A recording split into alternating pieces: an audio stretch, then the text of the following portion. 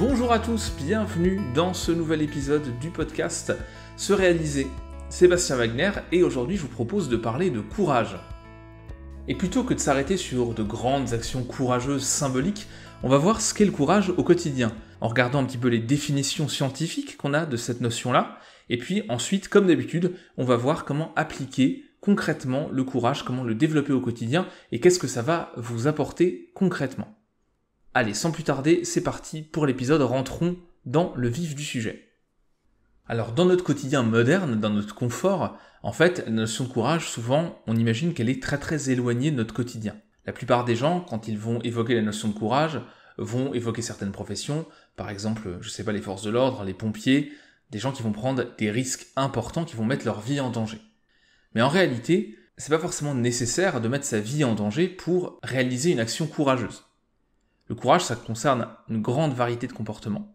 Et entre un courage très personnel, très individuel, qui se fait dans la sphère privée, et une action héroïque, universellement reconnue comme telle, il y a tout un éventail d'actions qui relèvent du courage et que vous pouvez mettre en place au quotidien ou que vous avez peut-être déjà mis en place au quotidien.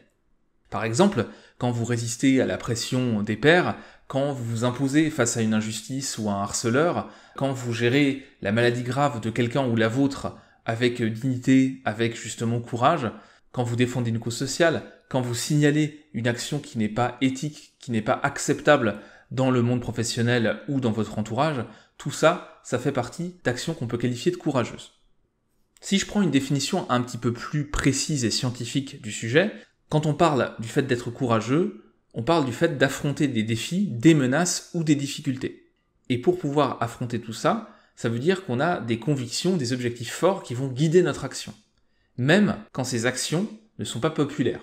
Un des éléments centraux du courage, c'est de faire face à ses peurs plutôt que de les éviter. Donc quelqu'un qui est courageux, c'est pas quelqu'un qui n'a peur de rien et qui agit. C'est quelqu'un qui a peur et justement qui, malgré cette peur, va agir plutôt que d'être tétanisé, de fuir ou d'aller dans l'inaction. Si je reprends une définition scientifique, on va avoir plusieurs paramètres qui permettent de définir une action comme une action courageuse. D'une part, un premier élément, c'est la notion de risque. Pour être courageux, pour qu'il y ait du courage, il faut qu'il y ait la présence d'un danger, de perte potentielle, de risque, de blessure, etc. Sans ce péril, il n'y a pas de bravoure dans l'action et donc il n'y a pas de courage.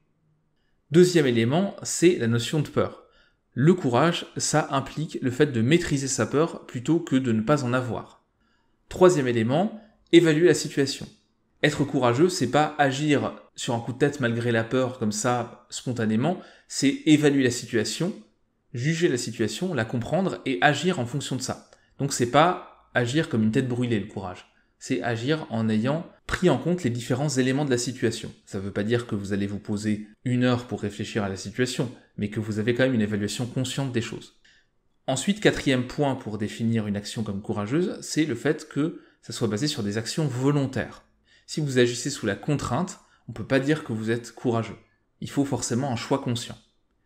Et puis cinquième élément que j'ai déjà évoqué en introduction, le fait d'avoir des buts et des convictions nobles.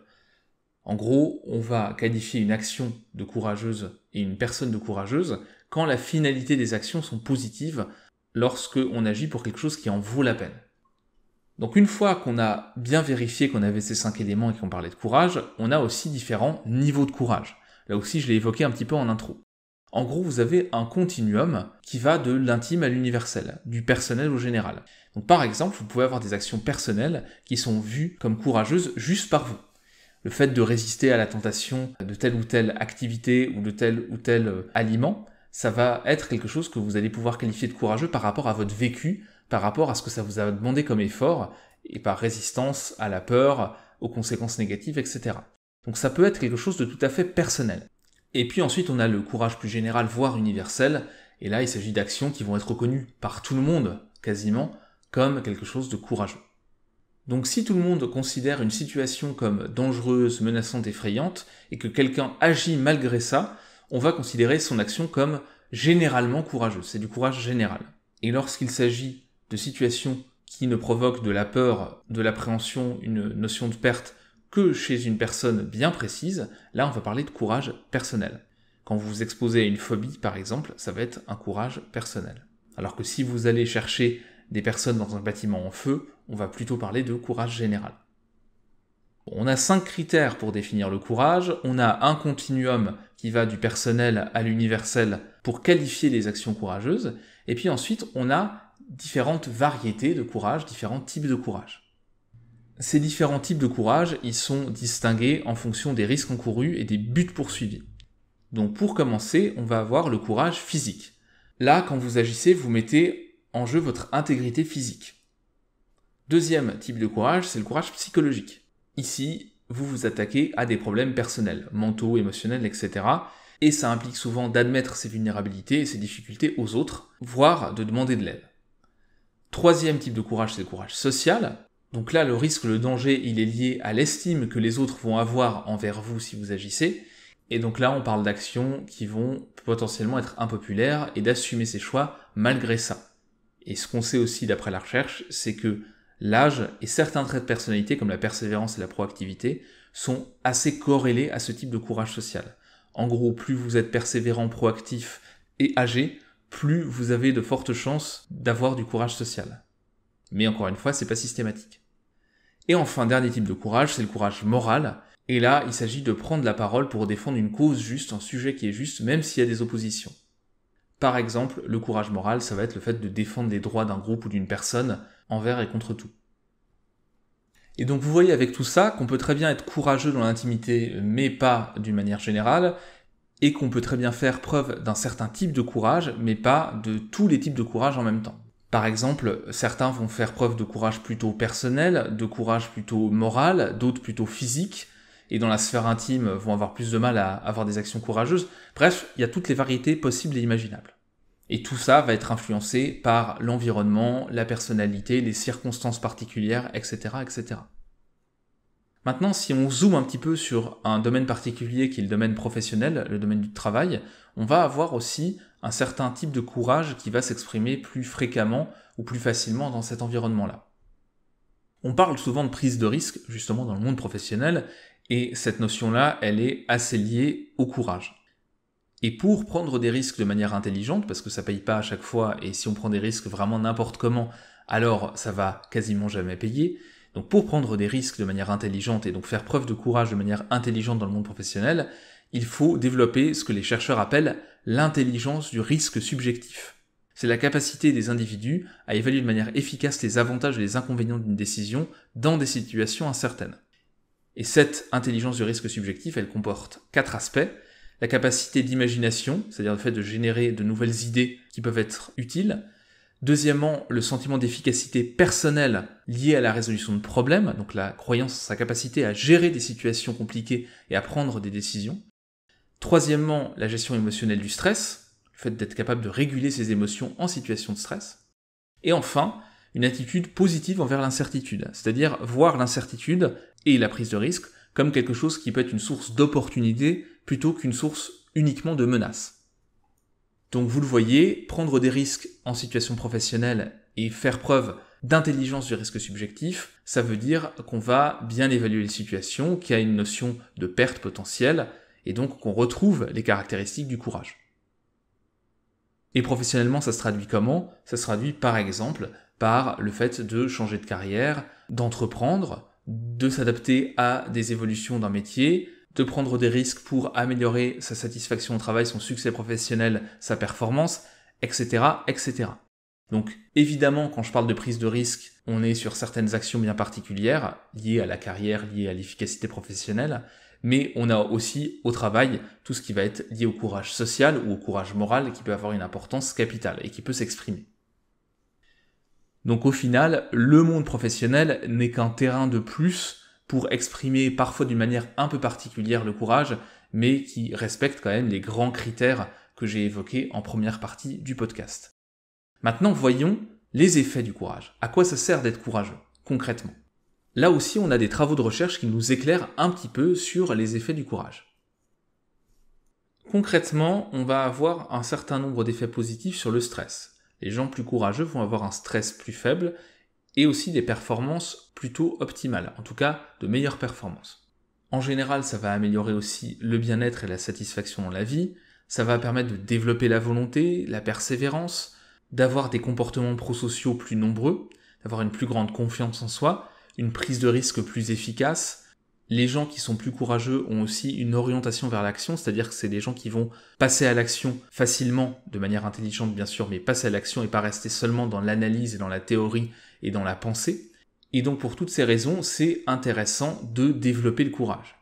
On parle ici de corrélation, donc il faut aussi faire attention. Si vous gérez mieux votre stress, que vous avez plus de volonté, plus de persévérance, vous allez avoir tendance à être aussi plus courageux. Donc ça marche dans les deux sens. On n'a pas seulement un lien de cause à effet, il suffit pas d'être courageux pour avoir tout ça, il suffit pas d'être persévérant pour être courageux, par exemple, mais en tout cas, toutes ces dimensions-là sont liées. Donc quand vous agissez sur une de ces dimensions, par exemple l'auto-efficacité et la confiance en soi, vous allez aussi favoriser les actions courageuses, et inversement. Et si je reviens sur le monde professionnel, on a donc tous ces effets qui sont intéressants, et en plus, les personnes courageuses vont plus facilement faire face aux comportements problématiques des collègues, vont plus les dénoncer, plus les affronter, et vont avoir aussi plus d'opportunités de carrière, et plus de soutien social au travail.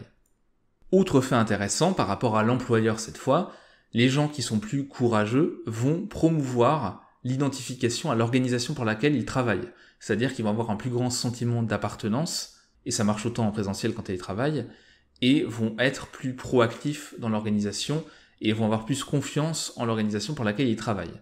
Donc en gros, si vous avez des employés plus courageux, et que vous favorisez le courage au travail en créant un environnement qui permet la prise de risque sans la sanctionner de manière quasi systématique, vous allez aussi favoriser le sentiment d'appartenance à l'organisation, faire baisser le turnover, créer une meilleure ambiance au travail et donc de meilleures performances, etc., etc.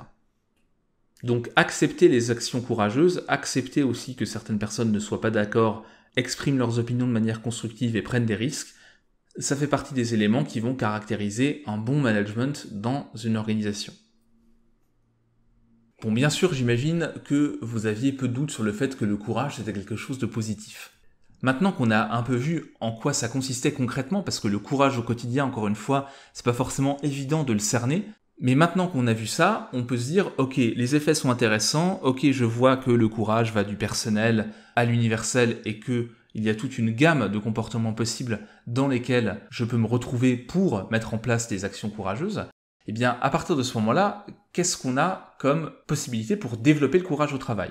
C'est pas toujours évident de trouver des bonnes actions, de bien les doser et de réussir à cultiver ce courage au quotidien. Alors justement, je vais vous proposer quelques pistes maintenant pour travailler là-dessus. Parce que comme n'importe quelle autre qualité, dimension, le courage, c'est quelque chose qui se travaille, qui se développe, et on ne naît pas courageux. À la limite, on peut naître un peu téméraire avec une conscience des risques extrêmement faible, mais la notion de courage, avoir peur, voir les risques et agir malgré tout ça, ça c'est quelque chose qui se développe. Alors première piste, comment développer le courage moral ? Une chose qui pousse à passer à l'action en termes de courage moral, c'est le fait d'avoir une conscience morale. Et pour développer cette conscience, en fait, on peut travailler sur des dilemmes moraux. Donc ça peut consister, par exemple, au fait de se demander ce qu'on ferait à la place de tel ou tel personnage ou tel décideur. Vous regardez une série Netflix que vous aimez bien, il y a des dilemmes moraux à un moment donné, vous pouvez arrêter et vous poser la question « qu'est-ce que moi je ferais à sa place ?» Même chose par rapport à des décisions politiques internationales, par exemple. Pour développer votre conscience morale et votre courage moral, vous pouvez aussi étudier un modèle. Quelqu'un que vous admirez particulièrement, qui a pris un certain nombre de décisions courageuses dans sa vie, et pour essayer de mieux comprendre cette personne que vous admirez, vous pouvez très bien lire une biographie qui va vous donner un peu les tenants, les aboutissants et les processus mentaux qui sont derrière ces actions-là. Vous pouvez aussi bien sûr prendre modèle sur des personnes que vous connaissez directement, au travail, dans vos proches, etc. Et là aussi, essayer de comprendre comment elles fonctionnent, comment elles agissent en fonction de ce courage moral. Et donc là, vous pouvez directement leur poser des questions. Autre manière un peu fun de travailler sur la conscience morale, ça va être d'utiliser les jeux vidéo. Il y a un certain nombre de jeux vidéo à décision qui existent, dans lesquels vous avez des dilemmes moraux.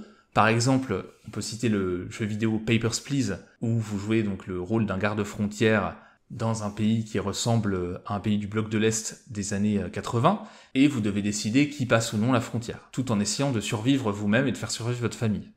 Donc vous voyez, on peut travailler sur la conscience morale et le courage moral de différentes manières, plus ou moins ludiques en fonction des médias que vous appréciez et en fonction des personnes que vous avez dans votre entourage. Deuxième piste pour développer le courage, c'est le fait d'agir courageusement quand vous avez le temps de la réflexion. Ça vous est certainement déjà arrivé de sortir d'une conversation, de sortir d'un conflit avec quelqu'un, et 2-3 jours après, vous avez toutes les remarques parfaites que vous auriez pu sortir, vous avez toutes les actions courageuses que vous auriez pu entreprendre pour que ça se passe mieux. Mais sur le coup, vous étiez un petit peu démunis. Donc si vous voulez développer un petit peu ces réflexes-là, il faut les travailler quand vous avez des situations où vous avez plus de temps. Donc par exemple, vous avez une situation compliquée qui arrive au travail et vous devez prendre une décision, mais vous avez le temps de la prendre. À ce moment-là, prenez le temps de l'analyse et de la réflexion. Et pour augmenter vos chances de prendre une décision correcte et courageuse, vous pouvez vous appuyer sur 6 processus. D'abord, établir des objectifs principaux et annexes. À quoi ça ressemblerait si vous réussissiez dans la situation que vous êtes en train d'évaluer. Deuxièmement, déterminer l'importance de l'atteinte des objectifs. Quelles sont les conséquences morales, personnelles, sociales, matérielles si vous agissez pas et si vous atteignez donc pas ces objectifs. Troisièmement, essayez de faire pencher la balance du pouvoir en votre faveur. Quelles sont les relations et les soutiens qui peuvent rendre votre action courageuse plus susceptible de porter ses fruits. Donc vous avez un objectif important, qu'est-ce qui se passe si cet objectif n'est pas atteint, quelles sont les conséquences, et qu'est-ce qui peut vous aider dans votre entourage et soutenir votre action courageuse. Quatrième élément, évaluer le rapport bénéfice-risque. Si vous avez des conséquences négatives, si votre action courageuse, elle mène à rien, quelles sont les conséquences en cas d'échec? Si vous réussissez, quels sont les bénéfices de l'action? Cinquième élément, trouver le bon moment pour agir. Vous avez la situation, vous devez prendre une décision, mais à quel moment ça aura le plus d'impact? À quel moment ça sera le plus efficace? Est-ce que c'est tout de suite? Est-ce que c'est en attendant un petit peu? Est-ce que c'est en attendant une certaine situation particulière? Il faut analyser tout ça pour mettre toutes les chances de votre côté. Et puis dernier élément, c'est la gestion de l'imprévu. Qu'est-ce qui pourrait survenir comme imprévu? Qu'est-ce qui se passerait si ces imprévus-là arrivaient et que vous n'étiez pas préparé, etc., etc. Donc là, vous allez aussi prévoir pour agir plus facilement avec courage au moment où tel ou tel imprévu se produirait. Donc là, il s'agit de développer des processus d'analyse pour que ça devienne un peu plus automatique dans des situations où vous êtes plus pris par le temps. Mais par rapport à ces situations où le temps est moins contraint, là, comme ça, vous allez pouvoir mettre en place des actions courageuses en ayant vraiment pris tout le temps d'analyser la situation et en mettant toutes les chances de votre côté pour que votre action courageuse, ça soit pas juste un coup d'épée dans l'eau. Troisième piste pour développer le courage, ça va être de travailler sur son sentiment d'efficacité personnelle. Si vous vous sentez plus capable de faire les choses dans tel ou tel domaine, que vous avez pris conscience de vos réussites et des efforts qui vous ont permis de réussir à acquérir telle ou telle compétence, de réussir à atteindre tel ou tel objectif, eh bien vous allez développer petit à petit votre sentiment d'efficacité personnelle. Je vous mettrai un lien dans les notes du podcast vers un article sur le sentiment d'efficacité personnelle et la manière de développer justement ce sentiment d'efficacité personnelle, mais c'est une piste hyper intéressante pour développer le courage, c'est vraiment, on va dire, un des précurseurs du courage. Si vous voulez être courageux, il faut vous sentir capable de réussir, sinon vous allez être plutôt dans la fuite ou dans l'inaction. Quatrième piste, un peu dans la même idée de travail de fond, ça va être le fait d'étendre sa zone de confort. Si vous agrandissez votre zone de confort, vous allez pouvoir prendre des risques de plus en plus importants, en tout cas de plus en plus importants d'un point de vue extérieur. C'est pas forcément que vous allez vous prendre plus de risques, mais comme votre zone de confort va être plus large, vous allez pouvoir vous projeter plus loin dans la prise de risque, et donc ça va être assez intéressant. Là aussi, je vous propose de consulter un autre épisode du podcast, un article, pour travailler sur votre zone de confort. Toujours dans le travail de fond, ce qui est intéressant, ça va être aussi d'identifier ses valeurs. Pour savoir ce qui est du courage moral pour vous, ce qui est du courage social, il faut aussi que vous soyez solide sur vos appuis. Quelles sont vos valeurs? Qu'est-ce qui est important pour vous? Quels sont vos grands objectifs? Et donc pour ça, il faut prendre le temps d'identifier ces valeurs. Alors on peut le faire de manière tout à fait informelle, mais il y a aussi des tests qui existent sur le sujet, et je vous mettrai un lien dans les notes du podcast. Et puis, fixer vos grands objectifs, ça par contre, il faut prendre le temps de réfléchir à ce qui est important pour vous dans la vie. Où est-ce que vous vous voyez dans 10, 15, 20 ans? Qu'est-ce qui est important pour vous comme objectif de vie? Quand vous vous repencherez sur votre vie une fois à la retraite ou un peu plus tard, qu'est-ce que vous avez envie de retenir? Qu'est-ce que vous avez envie d'avoir fait? Comment est-ce que vous voulez que les gens se souviennent de vous? Tout ça, c'est une réflexion sur les objectifs de vie, c'est une réflexion sur les valeurs, et c'est quelque chose qui permet ensuite de savoir en situation comment agir et pourquoi on agit et pourquoi telle ou telle chose est importante et pourquoi on s'en voudrait si on n'agissait pas dans telle ou telle situation. Sixième piste pour travailler sur le courage, c'est le fait de s'appuyer sur ses forces de caractère. Si vous connaissez vos forces, vos points forts, ce qui est caractéristique de comportement épanouissant et efficace pour vous, vous allez pouvoir vous appuyer sur ces points forts en situation qui nécessite du courage.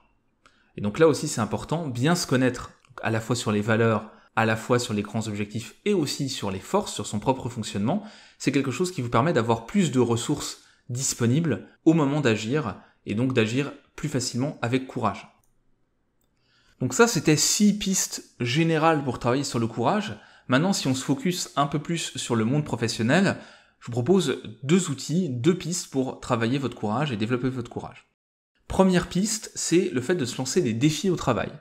Parfois, dans certains environnements professionnels, on va avoir régulièrement des défis, des challenges qui vont se poser, mais parfois, on peut aussi avoir un manque de défis, et donc à ce moment-là, c'est bien de s'en créer soi-même. C'est-à-dire de tester des choses où l'issue est incertaine, de prendre une certaine part de risque dans votre travail pour essayer de progresser, à la fois personnellement en termes de développement de compétences, et éventuellement aussi en termes de carrière. Donc ça peut être le fait de démarrer un nouveau projet qui représente un défi important, le fait de prendre un dossier alors que c'était pas forcément obligatoire, en gros de prendre des risques, mesurer bien sûr, toujours de manière un peu analytique en ayant pris le temps de la réflexion avant, mais prendre des risques pour essayer de progresser et développer son courage. Deuxième piste dans le monde professionnel, ça va être plutôt centré sur le courage moral et les injustices. Alors il ne s'agit pas de s'interposer et de parler à la place des autres et de prendre position systématiquement pour défendre la veuve et l'orphelin, quelle que soit la situation, sans avoir tous les éléments à disposition, etc. Donc sans pour autant vous transformer en justicier, il ne faut pas hésiter à réagir en cas d'injustice. Si vous voyez des comportements qui sont problématiques, si vous voyez des injustices se produire sous vos yeux et que vous avez suffisamment d'informations pour bien qualifier l'injustice, eh bien il faut agir. Après, l'action peut être dosée de manière plus ou moins importante. Si vous voyez une injustice, par exemple un comportement inapproprié entre un collègue et une collègue, il ne s'agit pas d'être violent, d'interagir directement en hurlant, évidemment. Il s'agit d'être mesuré, mais quand même de passer à l'action et de ne pas laisser passer quelque chose qui visiblement est problématique, d'après vos valeurs et d'après les réactions de certaines personnes. Et donc à ce moment-là, vous allez faire preuve de courage moral, et ça va plutôt être positif puisque ça permet d'écarter et d'éviter des comportements toxiques sur le lieu de travail. Alors, le courage, il peut passer par une action directe, une parole directe, il peut aussi passer par le fait de faire remonter, de signaler des injustices, des pratiques qui sont pas éthiques, il ne s'agit pas forcément que de harcèlement moral ou de harcèlement sexuel, ça peut aussi être des pratiques non éthiques qui vont poser des problèmes d'un point de vue par exemple de la comptabilité, d'un point de vue de la loi, et donc faire remonter ça, faire remonter les abus qui peuvent être anodins ou assez importants via les canaux appropriés, c'est vraiment faire preuve de courage, puisque ça peut avoir des conséquences à la fois sur votre carrière dans l'organisation en question, ou sur l'image que certains collègues vont avoir de vous. Donc sans devenir quelqu'un d'intrusif, qui va tout regarder, tout dénoncer, et être un lanceur d'alerte permanent qui va réagir même sans avoir toutes les informations, vous pouvez quand même essayer de faire attention aux injustices qui se produisent, aux problèmes éthiques qui se produisent au travail, et réagir par rapport à ces problèmes éthiques. Et ça, c'est une preuve de courage, également de courage moral et de courage social. Il y a forcément de la place pour des actions courageuses intelligentes dans votre environnement professionnel. Bon, on a fait un peu le tour de ce qu'était le courage, les différents types de courage qui existaient, du continuum du courage, des éléments nécessaires pour parler d'une action courageuse, pour la qualifier de courageuse. Et donc, qu'est-ce qu'on peut conclure après tout ça ? Ce qu'on peut conclure, c'est que le courage, il existe bien au quotidien, et que chaque personne, à son échelle, du privé au public, peut faire preuve de courage. Le courage, ça se travaille, ça se développe, on a vu un certain nombre de pistes pour faire ça, à la fois dans la sphère privée, dans la sphère professionnelle, et dans l'absolu, ce qu'on peut dire pour résumer un petit peu les choses, c'est que le courage, ça nécessite de sortir de sa zone de confort, d'être dans sa zone de croissance, de prendre des risques de manière intelligente, mais de prendre des risques. Et la prise de risque, c'est pas forcément se mettre en danger physiquement, ça peut être une prise de risque plutôt au niveau moral, au niveau social, etc. Et les opportunités au quotidien de développer le courage, de mettre en place des actions courageuses, elles sont très nombreuses. Et en faisant preuve de courage, en développant certaines caractéristiques personnelles comme la confiance en soi par exemple, ou certaines caractéristiques collectives, de la cohésion de groupe, le fait d'être courageux en tant que groupe, tout ça, ça va favoriser aussi le bien-être, l'épanouissement de tous, de vous et des autres, et aussi la productivité au travail et le bien-être au travail. Donc sans pour autant se transformer en super-héros, je vous invite vraiment à essayer d'infuser un peu plus de courage dans votre quotidien et de travailler sur cette dimension parce qu'elle est liée à plein d'autres dimensions positives comme le bonheur, la productivité, les comportements prosociaux, bref, un ensemble de choses qui mettent plutôt du positif dans notre vie. Surtout, n'hésitez pas à me dire en commentaire ce que vous mettez en place comme action courageuse, ce que vous voyez au quotidien comme action courageuse dans votre entourage, dans votre environnement. Et puis, je vous dis à très bientôt pour un nouvel épisode du podcast. Ciao! Et voilà, c'est tout pour aujourd'hui. Je vous remercie encore une fois beaucoup d'avoir écouté cet épisode du podcast jusqu'au bout. Si vous l'avez apprécié, n'hésitez pas à le noter sur iTunes ou sur la plateforme que vous utilisez. C'est ce qui donne de la visibilité au podcast et le faire remonter dans les résultats de recherche. Puis bien sûr, je vous invite à commenter, à partager cet épisode, à lancer la discussion sur le sujet du jour. Moi, ça me ferait vraiment plaisir de pouvoir débattre avec vous et échanger avec vous, avoir votre retour d'expérience sur le sujet qu'on vient d'aborder. Et puis enfin, si vous découvrez mon travail avec cet épisode du podcast, sachez qu'il y a un blog, ce-réaliser.com, qui propose des articles sur le développement personnel, toujours basés sur la recherche scientifique, mais aussi des vidéos sur la chaîne YouTube de Se Réaliser. Donc n'hésitez pas à y faire un petit tour. Sur ce, n'oubliez pas, restez proactifs et moi je vous retrouve dans le prochain épisode. Salut!